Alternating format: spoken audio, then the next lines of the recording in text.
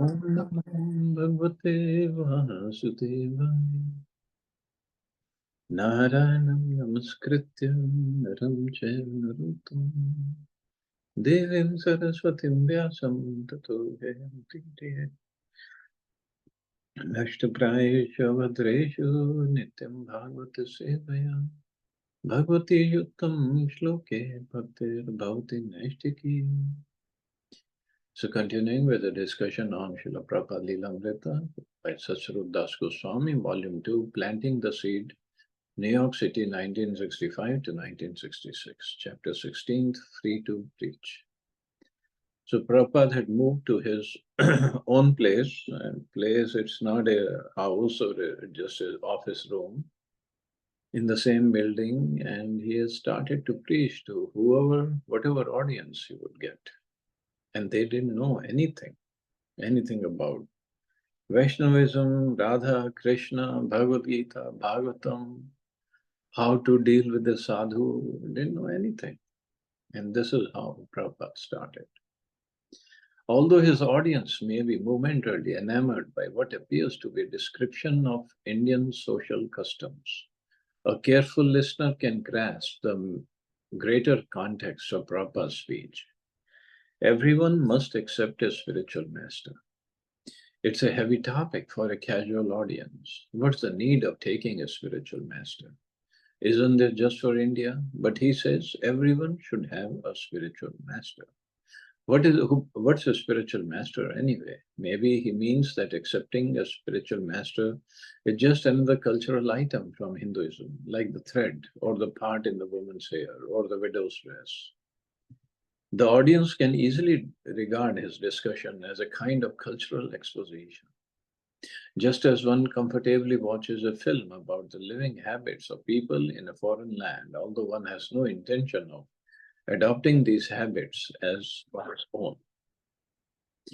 The Swami is wearing one of those threads on his body, but that's for Hindus, and it doesn't mean that Americans should wear them. But these Hindu beliefs are interesting. Actually, Prabhupada has no motive but to present the absolute truth as he has heard it in the disciplic succession. But if anyone in that railroad car-shaped room were to ask himself, should I surrender to a spiritual master? He would be confronted by the existential presence of a genuine guru. One is free to regard his talk as one likes. So Prabhupada said, in every step of one's life, the spiritual master guides. Now to give such guidance, a spiritual master should also be a perfect man. Otherwise, how can he guide? Now here, Arjun knows that Shri Krishna is the perfect person. So therefore he is accepting him. Shishyasteham shadi mam tom prapannam. Sanskrit, no one knows a word of it, but there is never any question for Srila Prabhupada. Even if they don't understand it, the transcendental sound of Shastra will purify them. It's his authority and he cannot omit it. And even at first impression, it presents an air of scholarly authority, the original, though foreign, words of the sages. I am just surrendering unto you and you accept me as your disciple. Arjun says, friendly talks cannot make a solution to perplexity. Friendly talks may be going on for years together, but no solution. So here, Arjun accepts Krishna as a spiritual master. This means that whatever Krishna will dictate, he has to accept.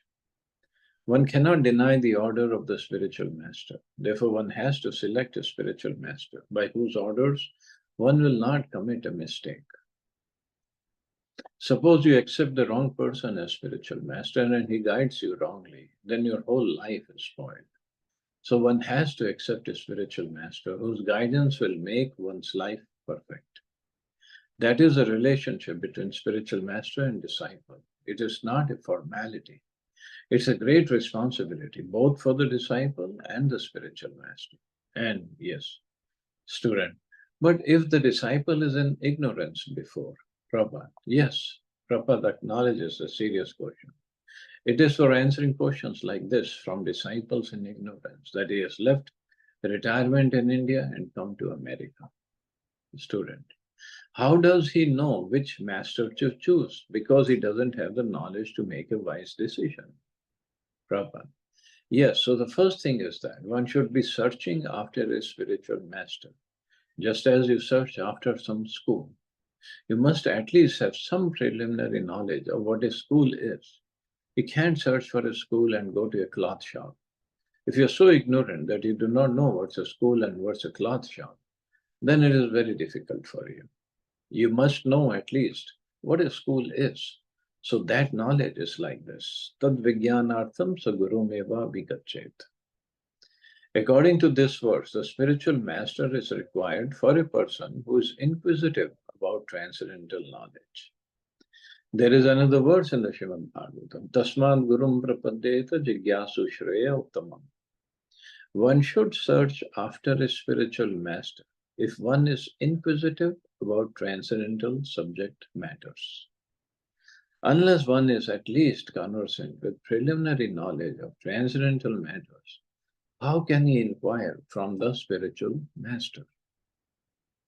So very important. Who is a spiritual master and how should one look for him? And Prabhupada, you should have some preliminary knowledge. Just like if somebody wants to study engineering, he has to know something about engineering. Not full-fledged, but something. Where can I go? What do I learn? Some idea. Prabhupada here gives the example of cloth shop. You want to go to a school, but you don't want to end up in a cloth shop. So you know what is a school. So spiritual master, Prabhupada said, not just for formality. One goes to a spiritual master. One should, if one is inquisitive about transcendental subject matters, then he should search or approach a spiritual master. Not as a matter of formality, not under peer pressure, not under any other motive. His questioner seems satisfied. The lecture is not a prepared speech on a specific subject. Though grave and thorough in scholarship, it ranges over several philosophical points. Yet he never pauses, groping for words. He knows exactly what he wants to say, and it's only a question of how much his audience can take. But sometimes his mood is light, and he commiserates with his fellow New Yorkers, chuckling about the difficulties they share. Suppose there is a heavy snowfall, the whole New York City is flooded with snow, and you're all put into inconvenience. That's a sort of suffering, but we have no control over it. Sometimes he praises Dr. Mishra's students for having learned so nicely from their teacher. Now, what Dr. Mishra is teaching is very nice. He is teaching that, first of all, you must know, who am I? That is very good. But that, who am I, can be known from Bhagavad Gita also. I'm not this body. And sometimes a guest suddenly speaks out with an irrelevant question, and the Swami patiently tries to consider it. Yet behind his tolerance, Prabhupada's mood is always one of urgency. Sometimes he talks quickly, and one senses his desire to establish Krishna consciousness in the West as soon as possible. He has no followers, only a few books, no temples, and he openly states that he is racing against time. I'm an old man, I could leave at any time. So behind the formal delivery of Krishna consciousness philosophy is an anxiety, an almost desperate desire to convince at least one soul to take up Krishna consciousness immediately. So there was sense of urgency here also. Now the constrained situations of Butler and the Anand Ashram and Dr. Mishra are behind him. He is free to speak about the absolute truth in full. Throughout his life, he has prepared for this, yet he is still discovering the best ways to present Krishna, exploring his Western audience, testing their reactions. We should always remember that he is God, he is all-powerful. In strength, no one can conquer him. In beauty, as far as beauty is concerned, when he was on the battlefield, have any of you seen a picture of Krishna? Have you seen? Have any of you ever seen Krishna? No. Prabhupada's voice fades as he pauses, looking out at his audience. No one has ever seen Krishna. None of them have the slightest previous knowledge of Lord Krishna. In India, hundreds of millions worship Lord Krishna daily as eternal form of all beauty and truth and view his graceful form in sculpture, painting, and dance. His philosophical teachings in Bhagavad Gita are all famous, and Prabhupada is his intimate emissary. Yet the ladies and gentlemen in room 307 look back at the Swami blankly. They've never seen Krishna. Prabhupada is discussing the real meaning of going to a sacred place in India. One should go to a sacred place in order to find some intelligent scholar and spiritual knowledge living there and make association with him. Just like my residence is at Vrindavan. So at Vrindavan, there are many big scholars and saintly persons living. So one should go to such holy places, not simply to take bath in the water. One must be intelligent enough to find some spiritually advanced man living there and take instructions from him and be benefited by that. If a man has attachment for going to a place of pilgrimage to take a bath, but has no attraction for hearing from learned people there, he is considered to be an ass. He laughs. Saeva go khara. Go means cow and khara means ass. So the whole civilization is moving like a civilization of cows and asses. Everyone is identifying with the body. So yes, you want to speak? Woman. So in places known as secret places, Prabhupada, sacred as, yes. Is it sacred places? Prabhupada, yes. Isn't it also a fact that there is more magnetism because of the meeting of saints and more advanced people? Prabhupada, oh yes, certainly, certainly. Therefore the place itself has got some magnetism. Women, yes, and when? Prabhupada, just like at Vrindavan, that is practical. Here I am now sitting in New York and the world's greatest city, such a magnificent city. But my heart is always hankering after Vrindavan. Woman, yes, laughs. Prabhupada, yes, I'm not happy here. Yes, I know, woman said. Prabhupada, I shall be very happy to return to my Vrindavan, that sacred place. But then why are you here? Now, because it is my duty, I have brought some message for you people. Because I have been ordered by my superior, my spiritual master. Whatever you have learned, you should go to the Western countries and you must distribute this knowledge. So in spite of all my difficulties, all my inconveniences, I'm here. Because I'm obligated by duty. If I go and sit down in Vrindavan, that will be good for my personal conveniences. I shall be very comfortable there and I have no anxiety, nothing of the sort. But I have taken all the risk in this old age because I'm duty bound. I'm duty bound. So I have to execute my duty despite all my inconveniences. An outsider opens a door and hesitantly glances inside. Prabhupada stopping his lecture. Yes, yes, come in. You can come here. Robert Nelson was like a slow, simple country boy with homespun manner, even though he had grown up in New York City. He was 20 years old. He wasn't part of the growing hippie movement. He didn't take marijuana or other drugs, and he didn't socialize much. He was a loner. He had gotten some technical education at Staten Island Community College and had tried his hand at record manufacturing business, but without much success. He was interested in God and would attend various spiritual meetings around the city. So one night he wandered into the Yoga Society to hear Dr. Mishra's lecture. And there he saw Prabhupada for the first time. Robert said, Swami was sitting cross-legged on a bench. There was a meeting and Dr. Mishra was standing up before a group of people. There were about 50 people coming there and he talked on, I am consciousness.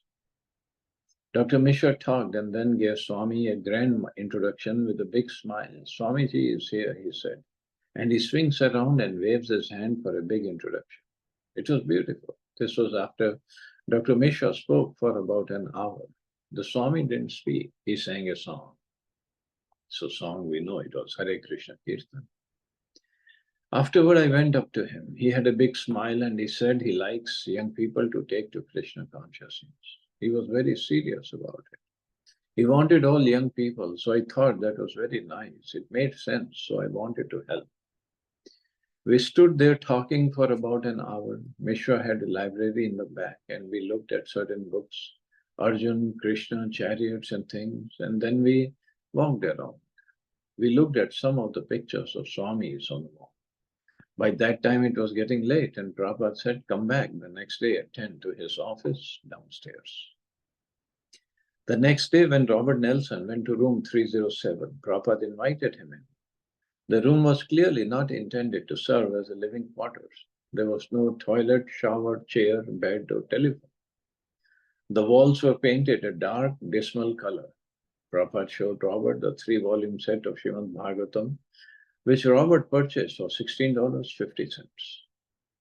Then Prabhupada handed him a small piece of paper with the Hare Krishna mantra printed on it. Robert, while Swamiji was handing it to me, he had this big smile on his face like he was handing me the world.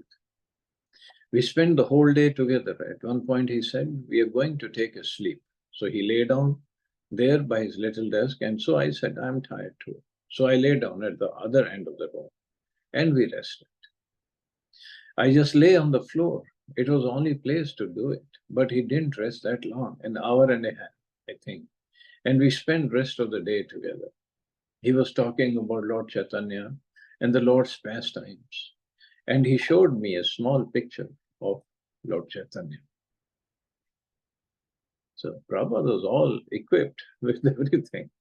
Then he started talking about the devotees of Lord Chaitanya, Nityananda and Advaita. He had a picture of the 5 of them and a picture of his spiritual master. He said some things in Sanskrit and then he translated. It wasn't much of a room though. You would really be disappointed if you saw it. Robert Nelson could not give Prabhupada the kind of assistance he needed.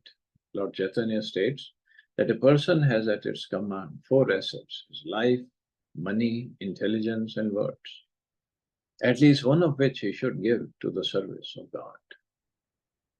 Robert Nelson did not seem able to give his whole life to Krishna consciousness, and as for money, he had very little. His intelligence was also limited, and he spoke unimpressively. Nor did he have a wide range of friends or contacts among whom to speak. But he was affectionate towards the Swami, and out of 8 million people in the city, he was practically the only one who showed personal interest in him and offered to help. So Robert Nelson, so he became very serious. Later we'll know who he became afterwards. From his experience in the record business, Mr. Robert, as Swamiji called him, developed a scheme to produce a record of Swamiji's singing. People were always putting out albums with almost anything on them, he explained, and they would always make money, or at least break even. So it would be almost impossible to lose money. It was a way he thought he could help make the Swami known, and he tried to convince Prabhupada of the idea. And Prabhupada did not discourage Mr. Robert, who seemed eager to render his service. Robert, me and the Swami went around to this record company on 46th Street. We went there and I started talking. And the man was all business. He was all business and mean. They go together. So we went in there with a tape and we tried talking to the man. Swami was talking, but the man said he couldn't put the tape out. I think he listened to the tape, but he wouldn't put it out. So we felt discouraged, but he didn't say much about it. Prabhupada had been in business in India and he wasn't about to think that he could suddenly take up business in a foreign country on the advice of a young boy in New York City. Besides, he had come not to do business, but to preach. Robert, however, was enthusiastically offering service. Perhaps he wouldn't become a regular brahmachari student, but he had a desire to serve Krishna. For Prabhupada to refuse him would be perhaps to turn away an interested Western young person. Prabhupada had come to speak about Krishna, to present the chanting. And if Mr. Robert wanted to help by arranging for an American record album, then that was welcome. Mr. Robert and the Swami made an odd combination. Prabhupada was elderly and dignified, a deep scholar of the Bhagavad and the Sanskrit language, whereas Robert Nelson was artless, even in Western culture, and inept in worldly ways. Together they would walk, the Swami wearing his winter coat with its imitation fur collar, his Indian dhoti and white pointed shoes.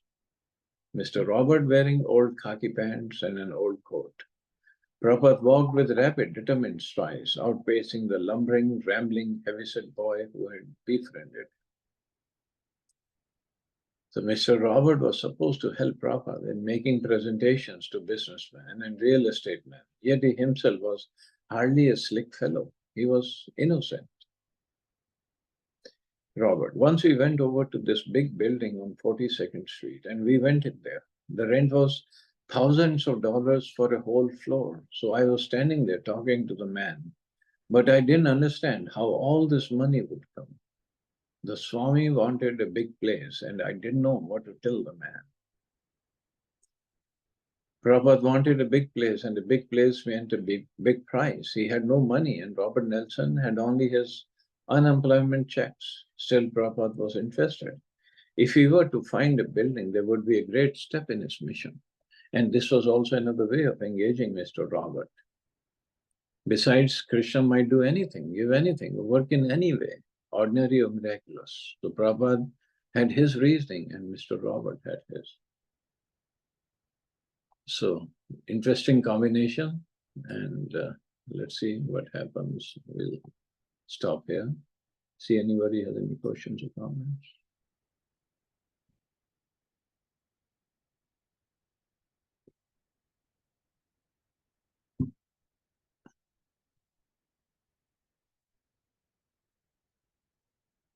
Okay, you all have safe and wonderful day. Hare Krishna. Jai Srila Prabhupada.